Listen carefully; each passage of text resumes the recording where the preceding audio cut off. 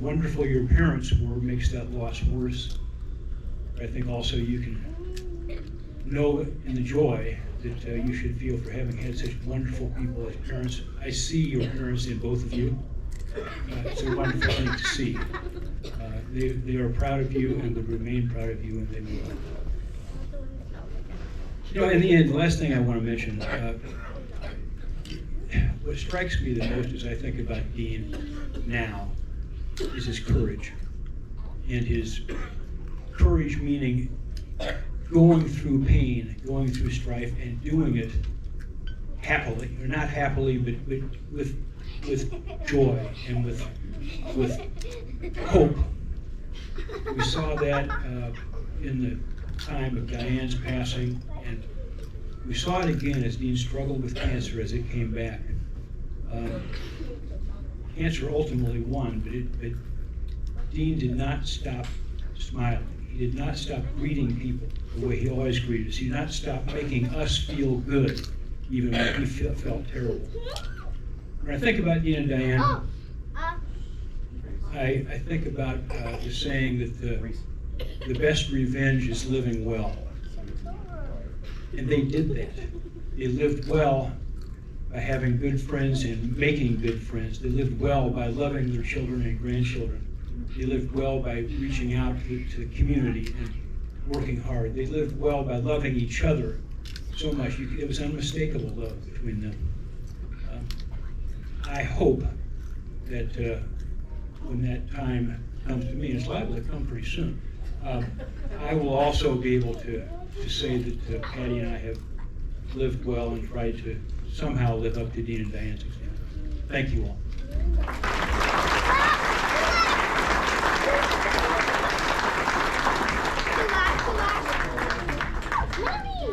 Thanks, Bo.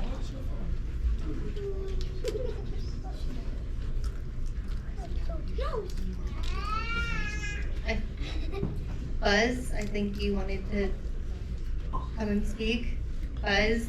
Yeah. I think believe. Say a couple words. Maybe you want to take the I'll take it over to you.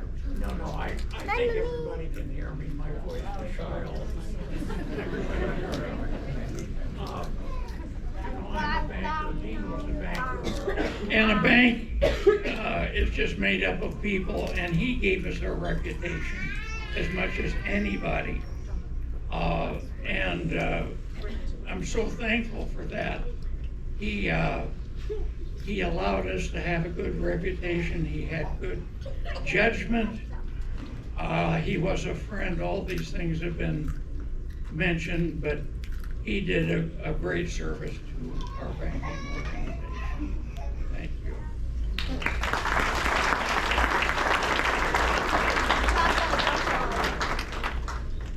Thanks, Buzz. More Collins. Next is, thanks, Buzz. I know that Dad truly loved his time at Brenton, so thank you. Next is Collins, Dad's eldest grandchild. And apparently she's nervous all of a sudden. Nah, she's gonna do great. I will hold the mic for her here. And you 5 up here will quiet your butts down. Listen to your sister. Okay. She's only my sister. Yeah, and she's my cousin. And you'd be a I'm running. Okay. Hello, my name is Collins Peyton. I'm Dino's oldest granddaughter and also favorite granddaughter.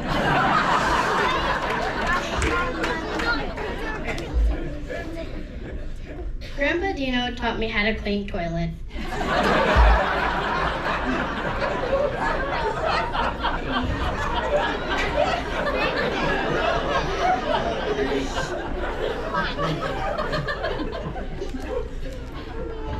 He would sometimes watch us, typically because Yaya was gone. My sister and I would walk into the house and be greeted by Dino with, "Who's ready to clean some toilets?" That was my grandpa, or as we sometimes called him, Clean Dean. We also lovingly called him Mr. Pissy.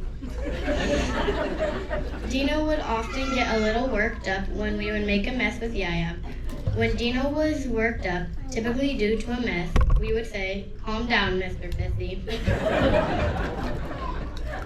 Grandpa always gave us an annoyed chuckle when we called him that. He was very tidy and organized. I'm very tidy and organized. I think I may have gotten that from my grandpa. Maybe sometime my grandkids will call me Mrs. Pissy. My dad told me to write that.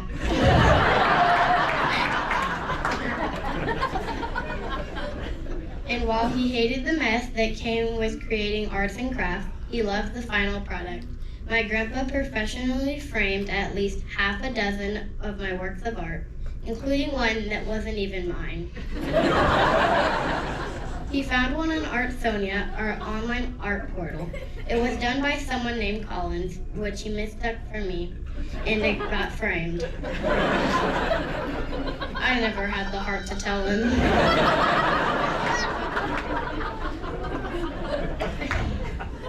It felt good to know he was proud of me and appreciated my art. Grandpa's oddities aside, he always greeted us with a big hug and always asked us lots of questions about school and friends, even if my answer was just good or fine.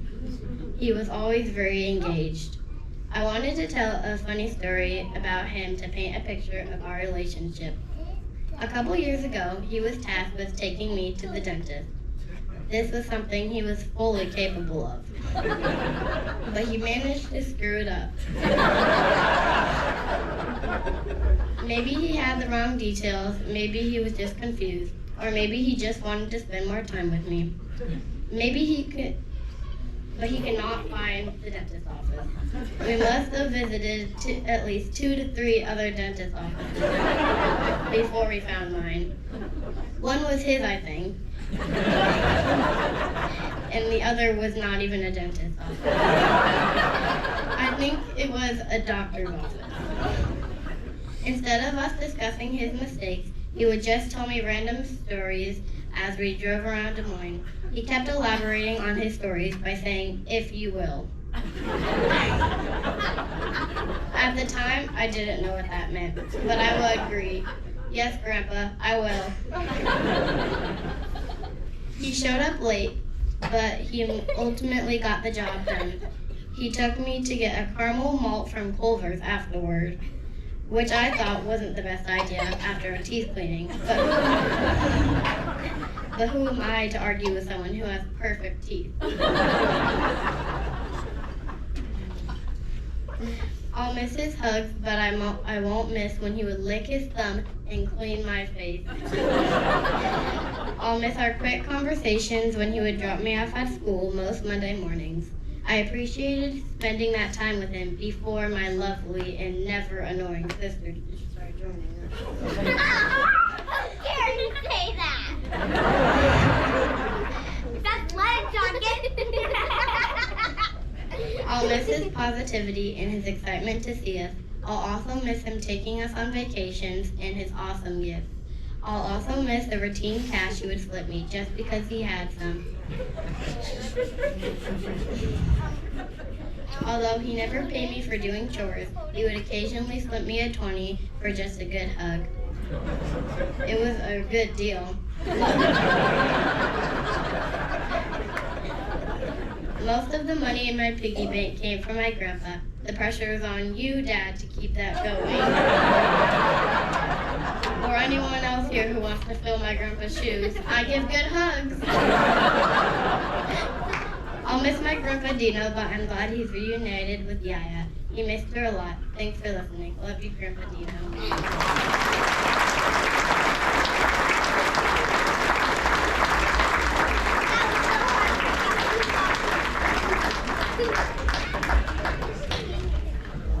Oh, that was good, Collins. Let's go, Chris! Thank you, Ruby. Thank you. Yeah, Chris! Yeah. Dad, Chris! I'm awful proud of you girls for doing that. Your grandpa would be really proud of that. He would have loved to have heard that. And I think he might have. I think he did. So, anyway. So, many of us gathered here last year for my mom. It was the same weekend.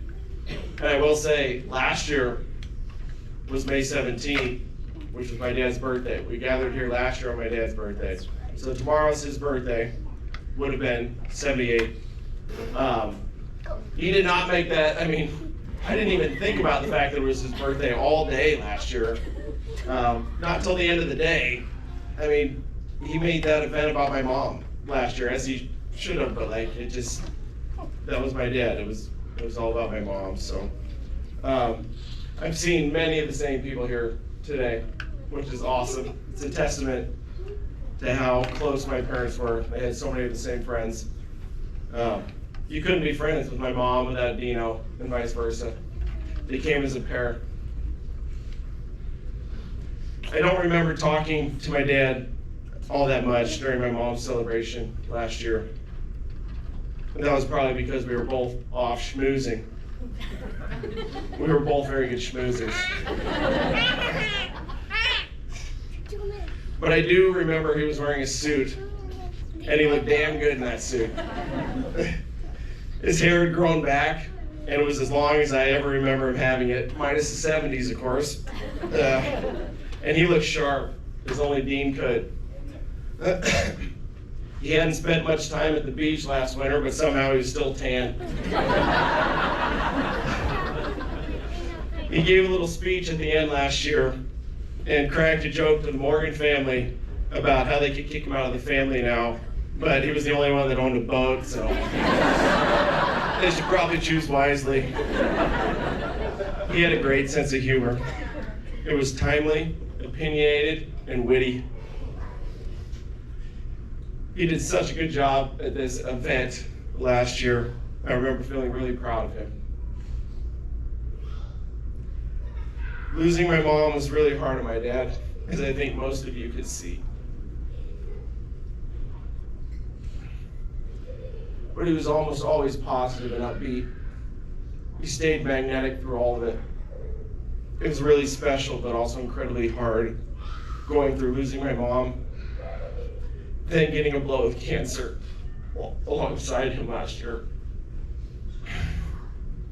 It was by far the most impactful year of my life. I would hate to relive 2025, but I'm also weirdly grateful for it. I got to spend it with my dad, and I got to hold his hand when he passed. My dad died on the same date as my mom, January 26th, exactly 1 year apart. It was almost too flippin' poetic. What was the term we were using today, Tim? Bucking? Yeah, it was almost too bucking poetic. But I wasn't surprised. The love they had for each other transcended both of their lives. I have no doubt that their souls are together somewhere out there in the universe. And that makes me really happy. I just wish I could hang with them again as a couple and as a family.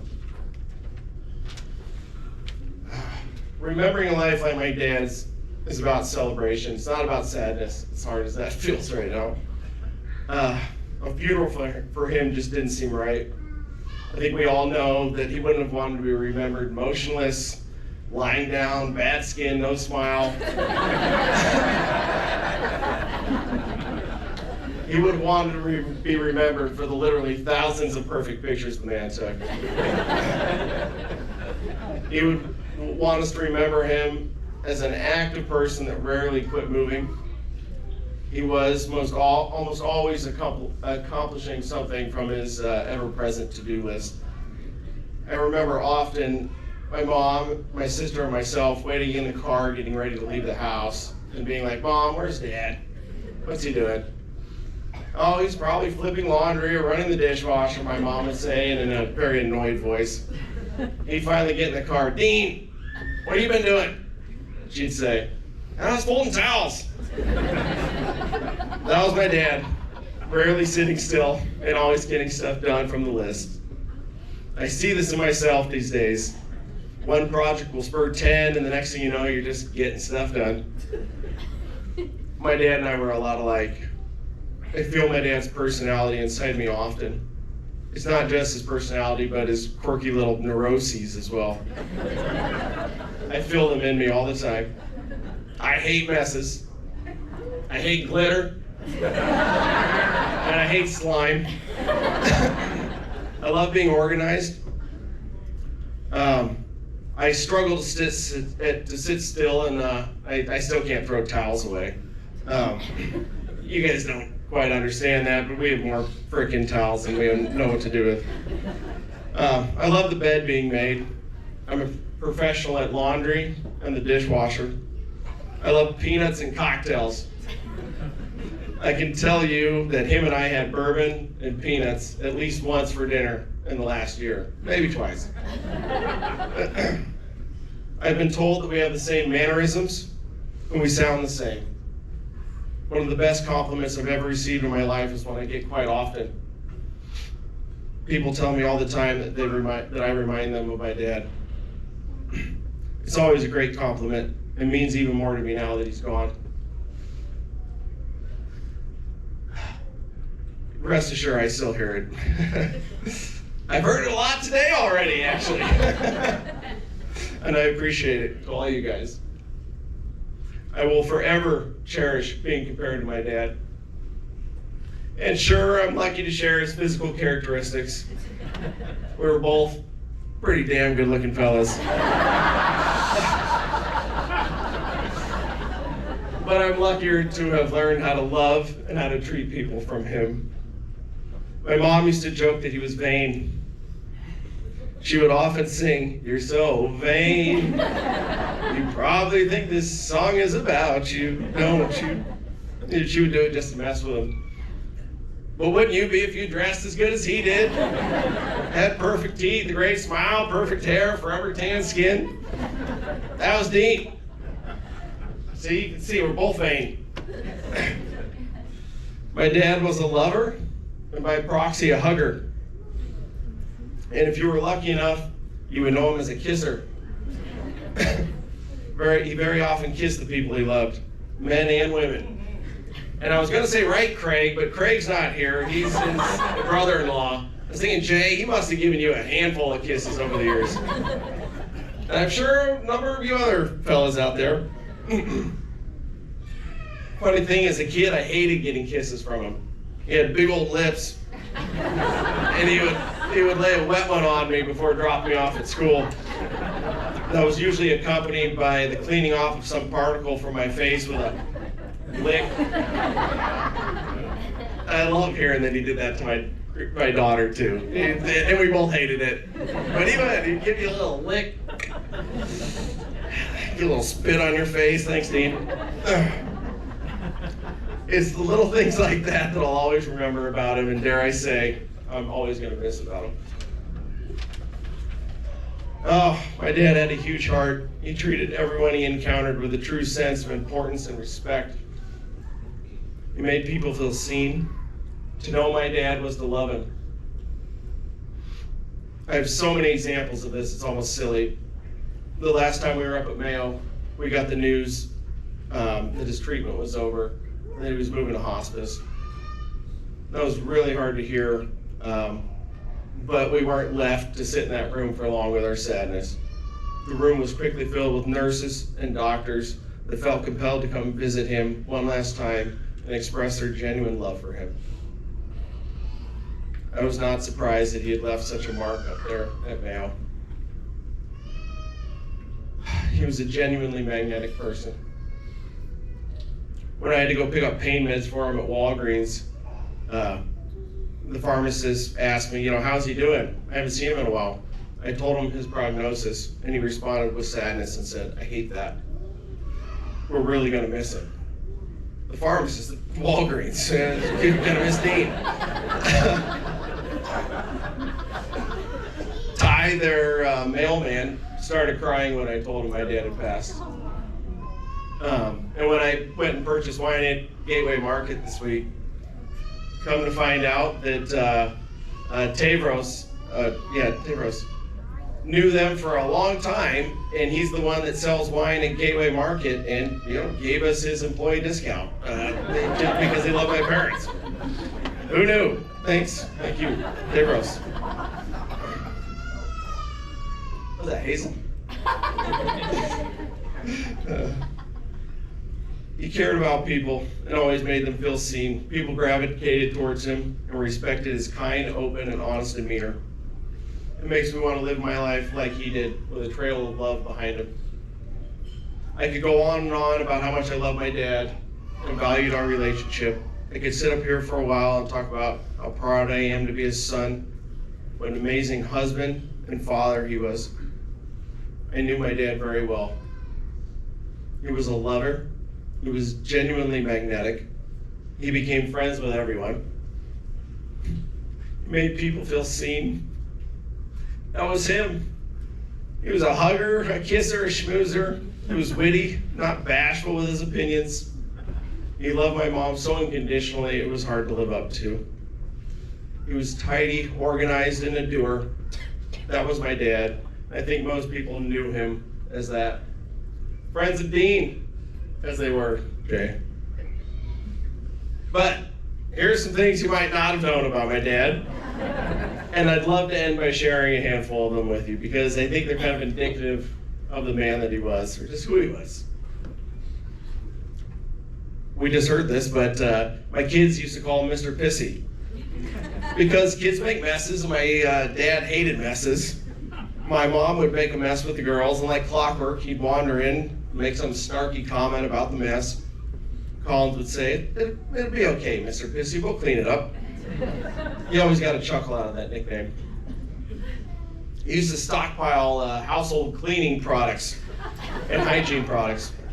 I don't know why he did this, but I won't be running out of cleaners, soap, paper towels, shampoo, Blistex, any of that stuff anytime soon. He used to steal hygiene products from hotels. It was almost compulsive to him. I have found bags, literally bags, of soap, shampoo, little soaps, shampoos, conditioners, and lotions in their house. And I don't really know what to do with them, but I can't seem to throw them away. I am my father's son, after all. He kept notes on people, especially strangers like bartenders and waitresses. That way, when he went back to the restaurant, he would remember something about them and ask something about their lives. That's how he became friends with everyone. He genuinely cared to learn about them. He would get invited to strangers' weddings all the time. He would meet somebody for the first time, ask them about their life, learn about an engagement, and next thing you know, he was invited to the wedding. And they would go. And to the East Coast, wherever, they would go. And I actually think, I can't quite remember it, I think he had plans to go to a wedding in like... Ireland. Was it Ireland? I don't know. And Italy. He had plans to go to a couple weddings this year, and who the hell here is getting married? Nobody. He's going to weddings. He had an immaculate way of folding towels and sheets. But it was always different based on which closet they were in. I've come to realize that he folded sheets to fit the spot in the closet. Like, who does that? It's Dean. He would run the dishwasher on a schedule. Not whether it was full or not, but rather in anticipation for the next meal. He was religious about the dishwasher, sometimes running it a third full or less. This one might cause conflict among some of you married folk here, but he always did the dishes after dinner. My mom would say, I make the mess and Dean cleans it up. That was their deal. But that came with this next one, which was, the man could cook for shit. And he was not about to learn after my mom passed. But he could throw Schwann's man cordon bleu and pair it with some corn and a peanut butter sandwich pretty dang well. That was his go-to. He used handkerchiefs. Would anybody here like to guess how many handkerchiefs Dean Peyton owns? Collins? 2,000, that's a good guess. The answer is nobody really knows how many handkerchiefs he owns. I'm still finding them. All over. Every pants pocket seems to have a handkerchief. But he used them. He hated complete darkness. He would always keep a light on in the house. There was a story he used to tell about somebody that used to bully him in school, and apparently he fell in the middle of the night when it was in pitch dark and landed on something and broke his neck and became a paraplegic. And my dad never liked him. Obviously, he bullied him when he was older, but he always used to tell that story when he talked about keeping a light on. So, what was his? Do you remember his name, Jay? I don't. Let's not. We won't. May he rest in peace. My dad owned a lake house, but he could barely swim. We've owned jet skis for 30 years, and I don't think I've ever seen him ride one. He was a very selfless man. He was a terrible singer and could hardly carry a tune. We once asked him who his favorite band was, and he said Van Halen. We were all a little confused by that. He said, "Do you mean Van Morrison, Dad?" "Yeah, that's it." We made fun of him for that for years. They always listened to my mom's music. I remember him saying after my mom died that he hated Paul Simon. To anybody that knows, that's one of my mom's favorite. And we listened to it a lot growing up. But he never made a comment. I had no idea he hated Paul Simon. That's how much he loved my mom. He was not about to say anything. He just keep listening to it. Freaking Graceland, man. Diamonds on the soles of my shoes. He balanced a checkbook to the very end, and he didn't even write that many checks. Forever the banker. He hated bad manners. He had little patience for elbows on the table, leaning back in a chair, burping, using words incorrectly, or saying the word ain't at all. He tried passing that on to my kids, but they didn't have to live with him every day, so it hasn't really stuck. He loved the sun, cocktail hour, chumming it up with anyone that would chat with him, being organized and fit. He tracked his steps on a Fitbit for years and would often boast about them. "I had 16,000 steps a day. How many do you have?" he would say. My sister tells a funny story about her having to get rid of wearing her Fitbit because all their Fitbits were linked together so he could see how many steps she would take on any given day. And he texted her one day and said, "I see you haven't moved in a little while, Al. I want you to get up and take some steps." And I think my sister probably took the Fitbit off and probably never wore it since. So he never wore hats. Never wore hats. Getting to wear a hat brought me a lot of pleasure. He would wear it for just a short amount of time, but would always take it off.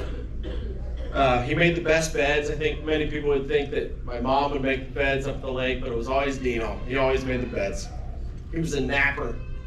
Religiously napped at least 30 minutes every afternoon. He always had cash on him, which has often come in handy. Right, Collins? He shared a love for art with my mom. He loved dogs. He would go over to my house most days and pick up my dog Mara. I would see him on the Ring camera coming to get her.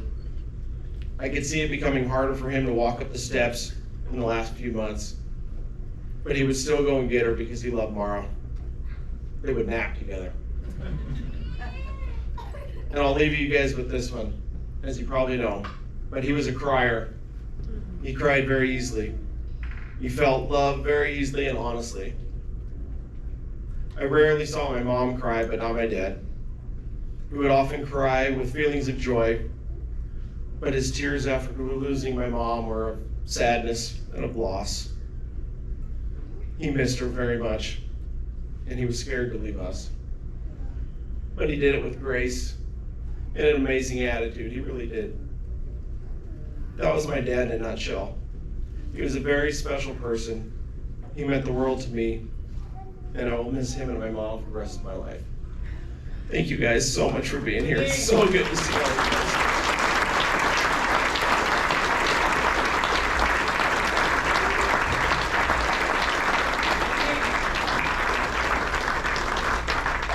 That's about it. That's what we got. Al, what are we gonna say? What am I saying? Let me just say this. Al, you're the best. Love you. You did a great job with this. I love all you guys for being here. So, let's hang out for a little bit. Maybe drink a little bit more. Well, it's kind of on Dean's tab. I mean, it's not, but it is. You know, whatever. And this is the last goddamn time we're doing this. I'm not coming back here next year. I love all you guys. Thank you. To Dean.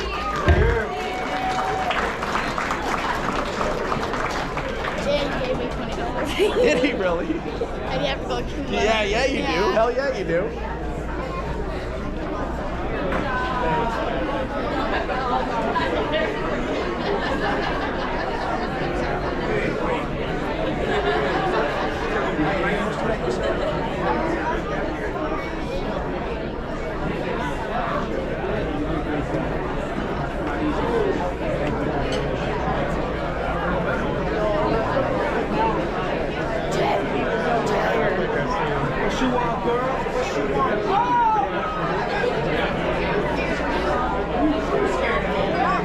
Why are you scared?